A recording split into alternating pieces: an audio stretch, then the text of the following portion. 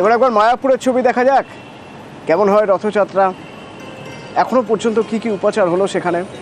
মায়াপুর থেকে আমার সঙ্গে রঞ্জিত রয়েছে, সরাসরি একবার কথা বলবো। রঞ্জিত, মায়াপুরের রথযাত্রা কেমন হচ্ছে?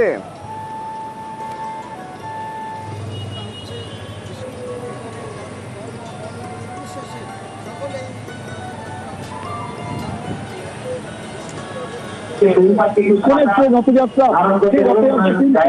রাজাপুরে যে জগন্নাথ মন্দির রয়েছে সেই জগন্নাথ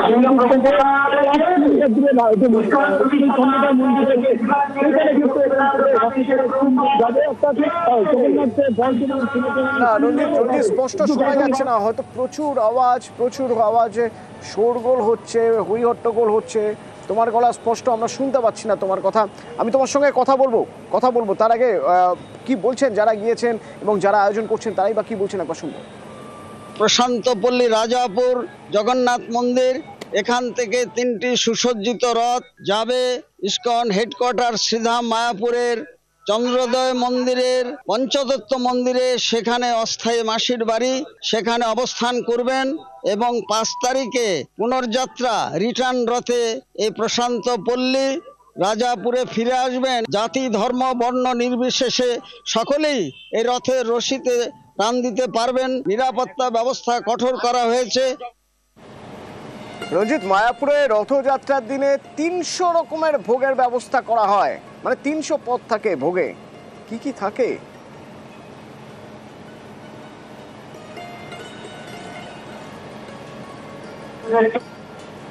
আমরা বিশেষভাবে আহ্বান করছি, আমন্ত্রণ। রঞ্জিত, আমার কথা সম্ভবত রঞ্জিত স্পষ্ট শুনতে পাচ্ছে না। রঞ্জিত, শোনা যাচ্ছে?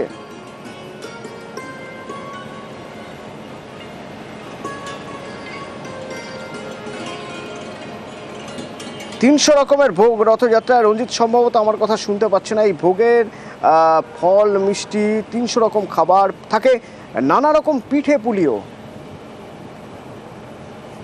আমরা প্রতিদিন এখানে 56 ভোগ দেয়, কিন্তু আজকে জগন্নাথের বিশেষ দিন উপলক্ষে কমসে কম আমরা 300 ভোগ এখানে ভগবানকে নিবেদন করব। শাক, শুক্তা, ভাজি, রসা। জগন্নাথের মেইন হচ্ছে মিষ্টি, উনি মিষ্টি খেতে বেশি পছন্দ করে, এই জন্য আমরা এখানে প্রায় 100-র উপরে মিষ্টি আইটেম, বিভিন্ন রকমের পিঠা পুলি, পায়েস, মিষ্টি, বিভিন্ন রকম দুগ্ধজাত মিষ্টি দ্রব্য আমরা এখানে আয়োজন করেছি। আর ফলের ভিতরে জগন্নাথের প্রিয় ফল হচ্ছে কাঁঠাল। আপনারা জানেন যে এত প্রিয় যে জগন্নাথ অন্যের বাগান থেকে চুরি করে পর্যন্ত খায়, এবং আম আর কলা। আর আবার কলকাতা, সুখোই যুদ্ধ বিমানের চাকায় চলবে কলকাতা ইস্কনের রথ। সেই রথ গত 4 দশক ধরে বোয়িং 747 বিমানের চাকায় চলতো। এবার সেই চাকা পুরনো হয়ে গিয়েছে, তাই সুখোই যুদ্ধ বিমানের চাকায় এবছর থেকে চলবে রথ। 54তম কলকাতা ইস্কনের রথযাত্রা। সকালে পাহান্ডি বিজয়ের পর আরতি এবং আর কিছুক্ষণের মধ্যেই শুরু হবে এই রথযাত্রা। ব্রিগেড প্যারেড গ্রাউন্ডে শেষ হবে যাত্রা।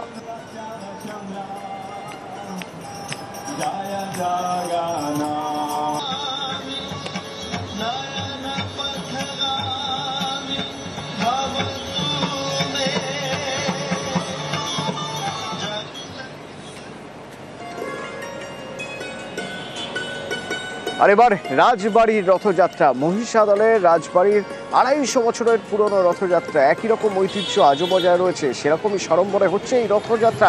সুজিত রয়েছে সরাসরি আমার সঙ্গে, বলতে পারবেন সুজিত? দেখো, 250 বছর যে রথের বয়স, সেই রথ কিন্তু শুরু হয়েছিল আজ থেকে 250 বছর আগে, তখন রাজাদের প্রভাব প্রতিপত্তি সব কিছুই ছিল। কিন্তু কালের নিয়মে দিন যত গেছে তত রাজবাড়ির প্রভাব প্রতিপত্তি কমেছে, আর্থিক দৈন্যতাও রয়েছে। তাই পরে পরে এই রথ রাজপরিবারের থেকে জেলা প্রশাসন কিংবা পঞ্চায়েত প্রশাসন হাত দিয়েছেন, একই সঙ্গে স্থানীয় মানুষজন সামিল হয়েছেন। এবং অতনু, তুমি দেখো কাঠের রথ, সেই রথ একেবারে দীর্ঘদিন ধরে হয়ে আসছে এবং মহিষাদলের নিয়ম মেনেই এই রথ হয়, যেখানে জগন্নাথ একই সঙ্গে কিন্তু রাজবাড়ির কুলদেবতা গোপালজিও রথে ওঠেন, ইতিমধ্যেই উঠেছেন রথে। রথ টানা হবে 3টের পর থেকে, এবং যেখানে রথতলা থেকে একেবারে গুন্ডিচা বাড়ি অর্থাৎ রথের মাসি বাড়ি যাবে, যেখানে 7 দিন ধরে মাসি থাকবেন। এবং এই যে রথ, সেই রথের ইতিহাস ঐতিহ্য সবকে সামনে রেখে সবের কথা মনে রেখে মানুষজন কিন্তু মহিষাদলে আসেন। শুধু পূর্ব মেদিনীপুর অবিভক্ত মেদিনীপুরের মানুষজন নয়, মানুষ আসেন দক্ষিণ চব্বিশ পরগনা, হাওড়া থেকে পর্যটকরাও আসেন। কেন না, গেঁওখালি মহিষাদল পর্যটন ক্ষেত্র, সেখানে পর্যটনের অন্যতম আকর্ষণ এই রথ, যে রথের ইতিহাস যারা আসেন রয়েছে। সুজিত, অনেক দূর থেকে আসেন পর্যটকরাও, তারাও এই মহিষাদলের রাজবাড়ির রথযাত্রা দেখতে আসেন। কি বলছেন তারা, কিসের টানে আসেন একবার শোনা যায়? রথ আকর্ষণীয় জিনিস, রথ সকল মানুষের মন কাড়ে। এর কারুকার্য কাঠের তৈরি, কাঠের হচ্ছে চাকা, তাই আমরা প্রতি বছরই এই টানেই চলে আসি। খুব ভালো, খুব সুন্দর, বেশ অনেক কিছু সাজানো গোছানো দোকানপাটি, লোক মানুষের গোনাগোনা, সব কিছু নিয়ে একদম কি বলে জাঁকজমকপূর্ণ। একসময় বলা হতো মল্ল রাজাদের ব্যাপার স্যাপারই আলাদা। মল্লগড় মানে যা এখন বাঁকুড়া বিষ্ণুপুর, সেখানেও রথযাত্রা মহা ধুমধাম, লোকারণ্য। শ্রী শ্রী রাধা মদন গোপাল ঠাকুরজিও এখানে পূজিত হন। 400 বছরের রীতিনীতি মেনে পুজো পাঠ হয়। রথযাত্রা নাম সংকীর্তনের সঙ্গে নগর পরিক্রমা হয় বিগ্রহের। আমাদের পাড়ার রথ খুবই ভালো লাগলো। সারা বছর অপেক্ষা করে থাকি, বাড়িতে সবাই মিলে আনন্দ করে রথ টানা, এই যে বন্ধুদের সবাই মিলে আসা, খুবই ভালো লেগেছে। রথের সময় বিষ্ণুপুর ছাড়া কোথাও না, নিজের বাড়ির পাশের রথ, এটাই খুব ভালো লাগে। হ্যাঁ, সুন্দরবন লাগোয়া বিষপুর রথযাত্রার ছবি দেখবো এখানে, কারণ এখানকার রথযাত্রায় কোথাও যেন হিন্দু মুসলমান মিলেমিশে গিয়েছেন। এই রথযাত্রা প্রাণের উৎসব। অনুপম রয়েছেন আমার সঙ্গে সরাসরি, একবার অনুপমের মাধ্যমে জেনে নিই বা দেখে নিই কেমন এই রথযাত্রা। হ্যাঁ দেখো, অতনু, এই যে প্রত্যন্ত সুন্দরবন এলাকার যে বিষপুর এলাকায়, সেখানে আজ সকালে, আজ রথযাত্রা, আজকে সপ্তাহে জগন্নাথ দেবের যে প্রসাদ, সেই প্রসাদ এসে পৌঁছিয়েছে এবং সেখানে সেই প্রসাদকে ঘিরে উন্মাদনা হিন্দু মুসলিম উভয় পক্ষের মধ্যে, উভয় জাতির মধ্যে। তারা একসাথে সেই প্রসাদ নিয়ে তারা রথযাত্রা উপভোগ করছে এবং একে অপরকে মিষ্টি খাওয়াচ্ছে। এক কথায় বলা যেতে পারে এখানে এই হিন্দু মুসলিমের যে মেল বন্ধন, তার একটা চিত্র ফুটে উঠেছে। এখানকার মানুষের যেটা বক্তব্য যে ধর্ম যার যার, উৎসব হোক সবার, অতএব হিন্দু মুসলিম সবাই এই যে রথযাত্রা উৎসবে তারা কিন্তু সামিল হলো। এবং এই যে দীঘার যে জগন্নাথের যে প্রসাদ, মুখ্যমন্ত্রীর নির্দেশে যে গ্রামের একদম প্রত্যন্ত গ্রামের কোনায় কোনায় পৌঁছে গেছে, বাড়িতে বাড়িতে পৌঁছে গেছে, সেই যে প্রসাদ তারা হাতে পেয়ে তারা উচ্ছ্বাসিত। তারা পুরুষ মহিলা জাতি ধর্ম নির্বিশেষে সেই প্রসাদ একে অপরকে খাওয়াচ্ছে এবং তারা কিন্তু এই রথযাত্রার আনন্দে কিন্তু তারা মেতে উঠেছে। এক কথায় বলা যেতে পারে এই বিষপুর অঞ্চল আজকে কিন্তু একদম রথযাত্রার আনন্দে কিন্তু মাতোয়ারা। ধন্যবাদ। আমরা হিন্দু মুসলমান সব ভাই ভাই একে মিলিতভাবে বসবাস করি। আর আমরা এই দীঘার থেকে জগন্নাথ মন্দিরে যে প্রসাদ পেয়েছি, আমাদের এলাকায় আমরা হিন্দু ভাইরা আমরা সব পেয়ে খুব খুশি। আর আমাদের মধ্যে ঐক্যবদ্ধভাবে আমরা এখানে বসবাস করি। ঈদ পার্বণে যেরকম আমাদের হিন্দু ভাইরা আমাদের ঈদ পার্বণের জন্য গিয়ে একই সম্মিলিত হয়ে খুশি মানায়, আমরাও পুজো পার্বণ হলে আমরাও সেখানে মিলেমিশে সেখানে বসবাস করি একই জায়গায়। দেখুন, আমরা অত্যন্ত খুশি, প্রকৃত আমরা প্রত্যন্ত সুন্দরবন এলাকায় বসবাস করি। আমরা এখানে সম্প্রীতি, আমরা হিন্দু মুসলিম ঐক্যবদ্ধভাবে আমরা থাকি। আমাদের এখানে কোনো সমস্যা হয় না।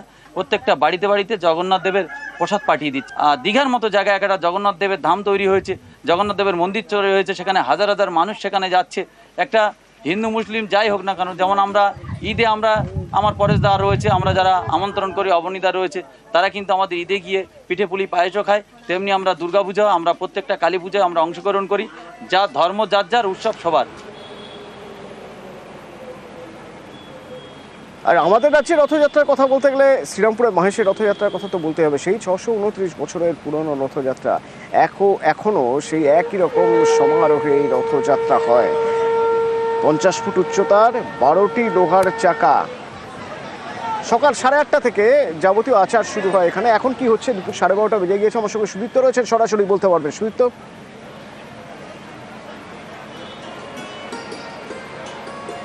দেখো অতনু, পুজো পাঠ যেরকম ভাবে চলছে সেরকম কিন্তু পুজো পাঠ চলছে, কিন্তু রথ হবে আর রথের সঙ্গে বর্ষার হাওয়া মেখে, ফিনফিনে হাওয়া মেখে যে বৃষ্টি নামবে, সেই বৃষ্টি একেবারে কিন্তু নেমে গিয়েছে। প্রায় এক পশলা বৃষ্টি হয়ে গিয়েছে এবং এখনো কিন্তু ঝিরিঝিরি করে বৃষ্টি হচ্ছে। একদিকে যেমন পুজো পাঠ চলছে, ঠিক সেই মতো একদম ঠিক বেলা 2টো নাগাদ জগন্নাথ দেব, সুভদ্রা দেবী এবং প্রভু বলরামকে নিয়ে যাওয়া হবে রথে, এবং সেখানেও কিন্তু পুজো পাঠ হবে, ফলের ভোগ দেওয়া হবে এবং তারপর একদম বিকেল 4টে থেকে রথ কিন্তু শুরু হবে।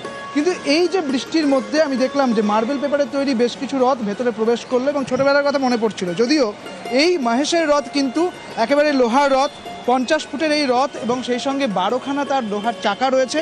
সব মিলিয়ে এই পুজো পাঠের আয়োজন ঠিকমতোভাবে চলছে। আমরা একবার মন্দির কর্তৃপক্ষের সঙ্গে কথা বলবো। কটা নাগাদ তোলা হবে ঠাকুরকে? ঠাকুর বার করা হবে দুপুর 2টোতে, তারপরে রথ টান শুরু হবে বিকেল 4টেতে। এই যে বৃষ্টি এবং রথ কোথাও কি বোধহয় ওতপ্রোতভাবে জড়িত? হ্যাঁ, মাহেশের রথ যেটাই সেটার সঙ্গে ওতপ্রোতভাবে জড়িত। রথের দিন আপনার বৃষ্টি হয়, বৃষ্টি হবেই, তাতে প্রচুর ভক্ত সমাগমের আয়োজন তো থাকেই, আর সবাই আছেন রথের দড়ি টানতে, তারা থাকবেন। আর মানে প্রতি বছর নেই, এই বছরও বৃষ্টিটা সেরকমই হচ্ছে, খুব ভালো। হ্যাঁ, আর মজা হচ্ছে রথের সময়ে, রথ টানের সময় বৃষ্টি হবে, তারপরে আনন্দ হবে, মাসির বাড়িতে তাড়াতাড়ি পৌঁছাবে, এটাই একটা নাম শেষাদ্রি রায়। একদমই বৃষ্টি এবং আনন্দ এবং সেই সঙ্গে রথ সব মিলিয়ে কিন্তু রথ এগিয়ে যাবে। এখন পুজো পাঠ চলছে এবং প্রসাদ বিতরণ চলছিল, ভোগ গ্রহণ চলছিল এবং তারপরেই বেলা 2টো নাগাদ রথের ওপর চাপানো হবে প্রভু জগন্নাথ, মাতা সুভদ্রা এবং প্রভু বলরামকে। অতনু, ধন্যবাদ সুদীপ্ত, ধন্যবাদ।